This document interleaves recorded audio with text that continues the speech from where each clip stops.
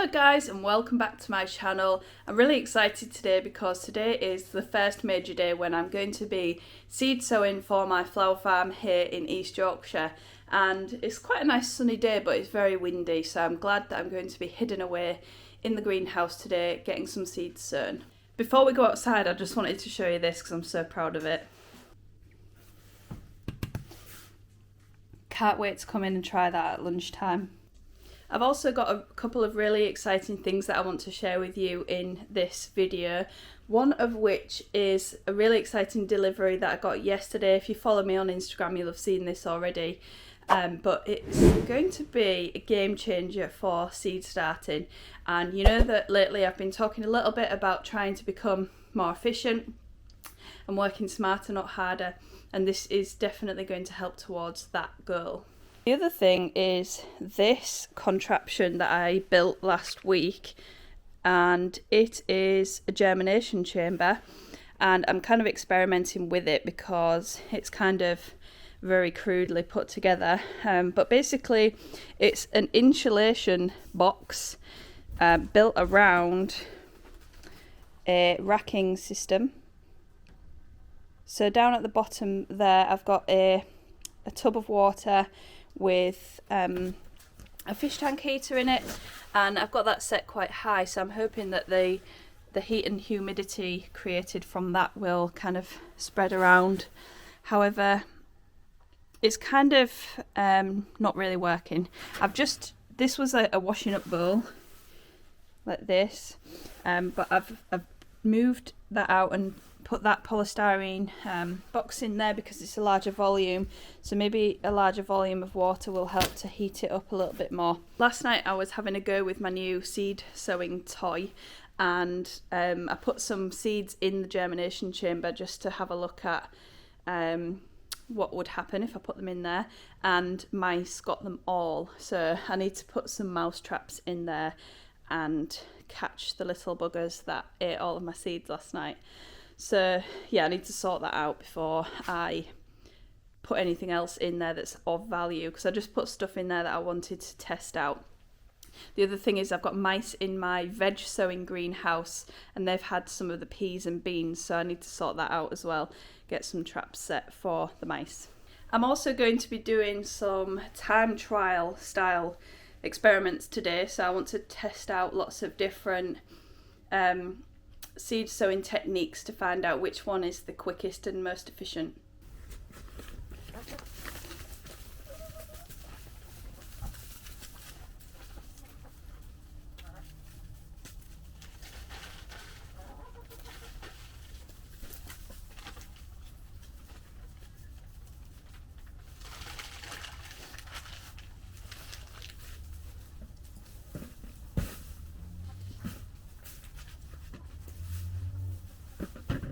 I'm over in the greenhouse now, and I just want to get this space optimised for efficient seed sowing, so I need to clear up a few things. I've got this corn that I need to move out of the way. This is kind of an experiment. I have sown this in these trays to feed to the chickens. This tray and this tray has worm castings in it, and this one doesn't. And this one is covered and the others aren't, just to see the difference in germination. So hopefully the chickens will enjoy that as a nice treat. I've also done this before and fed it to the worms, and the worms really like that as well.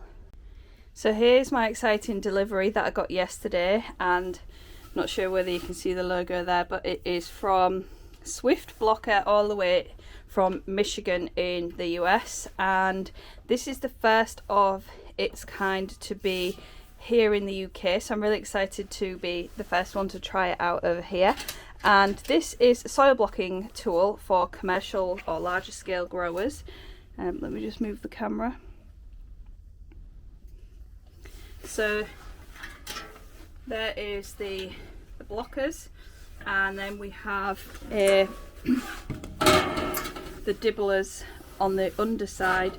So what you do is, I'll show you this later, but you fill this with soil or with compost, and then you use this top section to push the blocks out, and then you lift this up and you've got 200 perfectly made blocks underneath.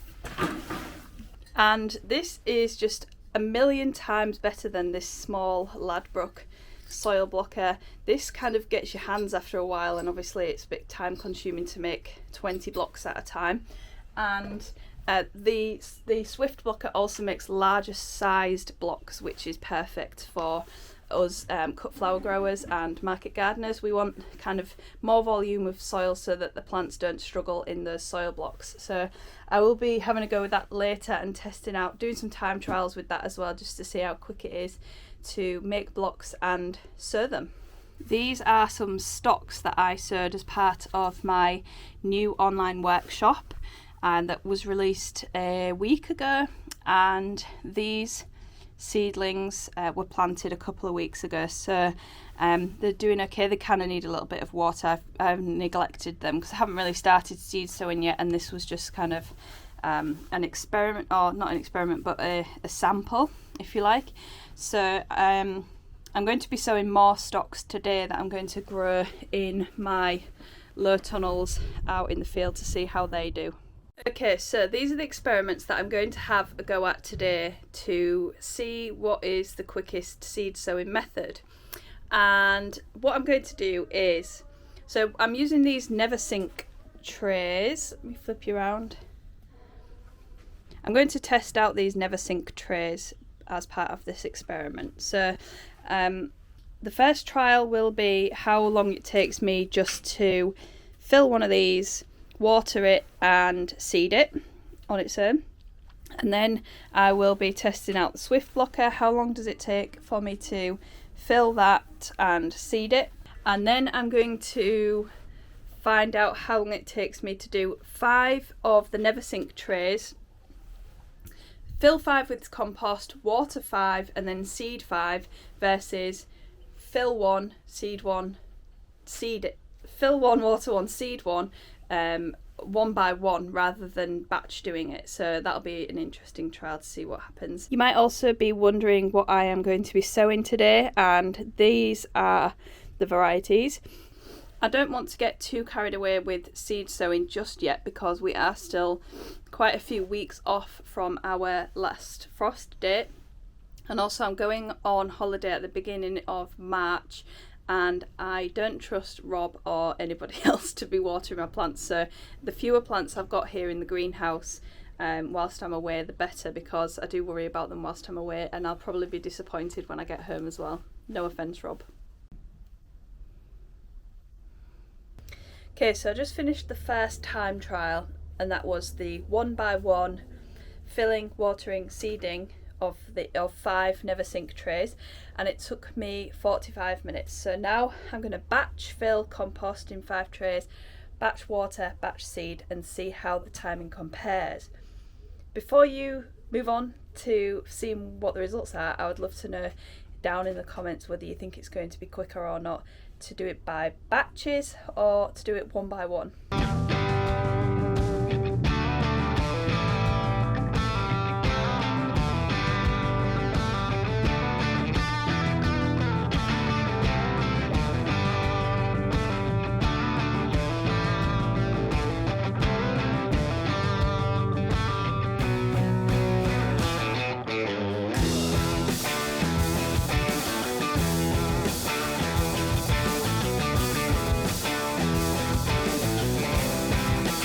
So for the second experiment, which was batch fill, batch water, batch seed, it took me about 47 minutes. So there isn't really a lot of difference in it actually.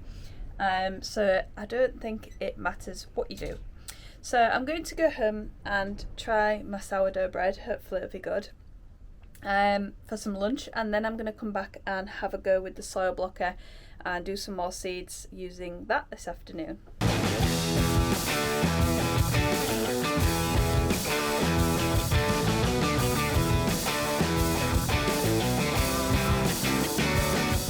So I'm just going to do a quick demonstration of the Swift blocker, and I have sieved the compost mix that I was using for my trays because I just want the particle size to be a little bit finer for the soil blocks, so that it goes quite nicely into the individual blocks in the Swift blocker.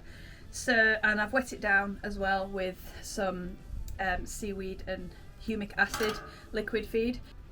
So I've got the soil blocker inside this tray, and unfortunately we're not able to get the standardised 10-20 trays here in the UK. This is the best I could find, and obviously it wasn't as cheap as you can get them over in the US, and it is quite a deep tray, so it's going to be a little bit tricky when it comes round to watering and pouring off excess water. So I'll just have to be careful that I don't overwater the blocks, because it might be a little bit tricky to pour it out of this tray.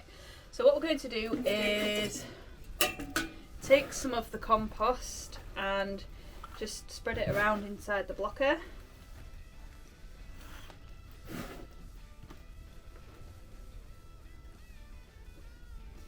And just get it pushed down into the individual cells.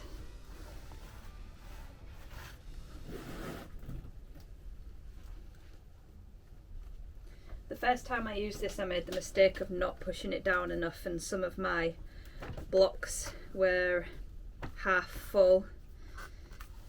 So keep pushing down.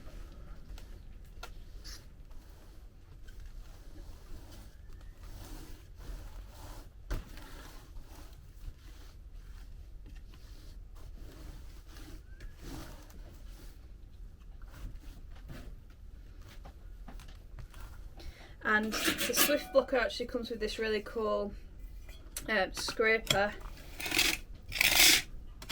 which helps to push soil down into the blocks.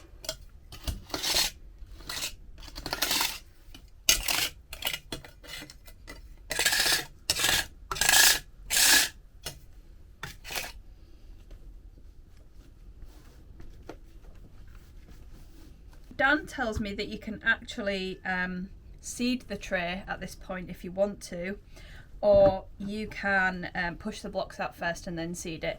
I think I'm going to push the blocks out first. So what you do is you push this top piece onto the blocks, and then you just squeeze and pull both of the pieces together.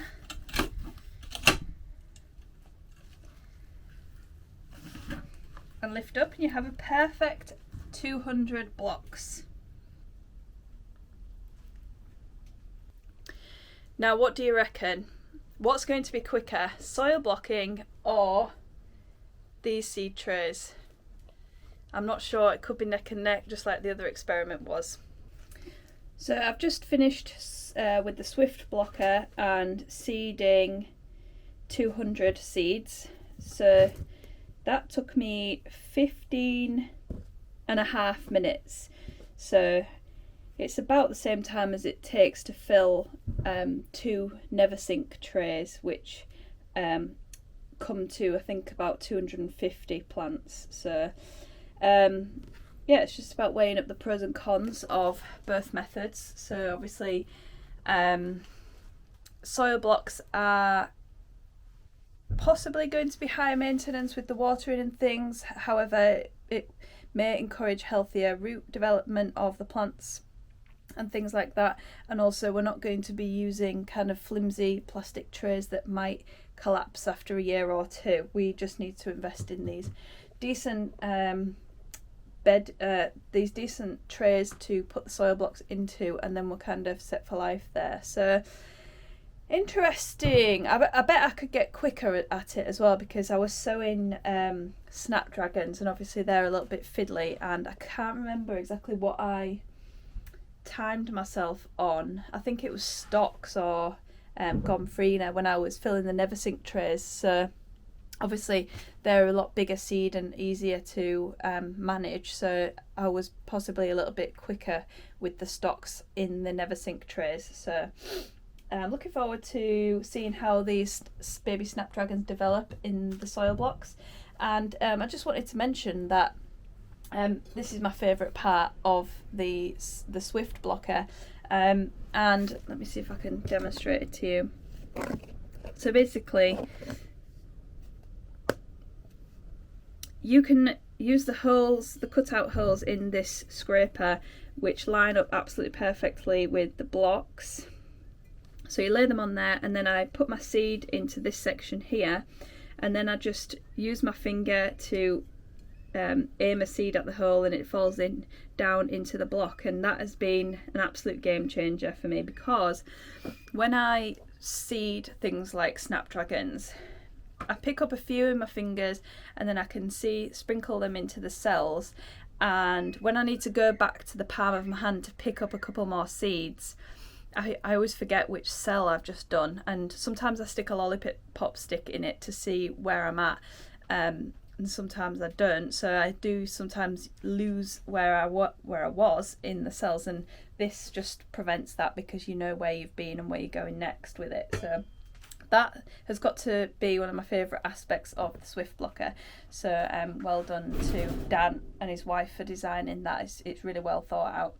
And the other thing is that I am working with Swift Blocker to hopefully bring it across to the UK. So the one that I have back there is the first one in the UK, and Dan, we've been chatting, and Dan just sent it over for me to try first before we get into it, and we've been discussing logistics of how to get it over here and how I can become a distributor for it. So I'm really looking forward to that, and I'll be making any announcements about it on the channel and on my Instagram page as well, so keep your eyes on that. I don't know what kind of the timescales are going to be, but it's probably going to be something along the lines of a pre-order basis, so that we can get a pallet sent over with plenty of soil blockers on for people in the UK.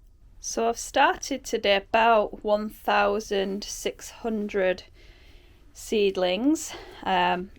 I've got lots of snapdragons. I think there's about 400 snapdragons. There is 250-ish eucalyptus, and most of them are baby blue. Some of them are Citriodora, which smells absolutely amazing. It smells just like citronella, by the way. But I had some in my field, and I think they've been killed off by cold weather. And then I've got 2 trays of stocks, which is about 250 stocks. 1 tray of larkspur, 1 tray of bunny tails, 1 tray of achillea, and 1 tray of gomphrena. And then over here in the soil blocking department, I have snapdragons and half a tray of marigolds, which is mainly going to be for the veg patch, and some scabious. I'm not sure whether to just sprinkle these with a bit of vermiculite, because some of those marigolds are kind of big seeds and they're just bridging across the place where it's dibbled, so might just put some vermiculite in there just to give it a bit of extra protection. So I'm going to be busy all weekend this weekend. Rob's away, and I've got lots to do because I had a little bit of time off spending time with my niece and things last week. So the greenhouse that's next to me still needs the glazing put into it, so I need to go and get the glass and put it into the greenhouse. I have another job to do that is part of the new and exciting thing that I haven't told you about yet. So I will try and get that video out ASAP, because I know I've been talking about it for a few weeks now. And what else do I need to do? I need to work out why that germination chamber isn't working. I'm not sure whether it's just not well insulated enough, and it's just not well contained enough to keep the heat in. So I need to kind of look at that and assess why it's not working. The problem is I didn't leave many margins to it, so I haven't put anything on the bottom. So it's just like a roof over the top of the shelving unit. So if I wanted to put something on the bottom, that would mean the rack doesn't quite fit inside of it. So we'll have to see what happens. I did put that larger container of water in it this morning, and the temperature has climbed up slightly, but not as much as I wanted it. So we'll continue to monitor that and see what happens. But for now, I hope you enjoyed this video, and I hope you're cracking on well with your seed sowing. And just remember, don't rush it, because there's no rush. We've still got plenty of time left. It's still pretty chilly outside, and we haven't had many sunny days over here recently, and it's been kind of windy. So don't rush the seeds. They have got plenty of time to grow, and we've got months and months yet until they're able to be planted out. So good luck with everything, and I'll see you on the next one, guys. Thanks for watching.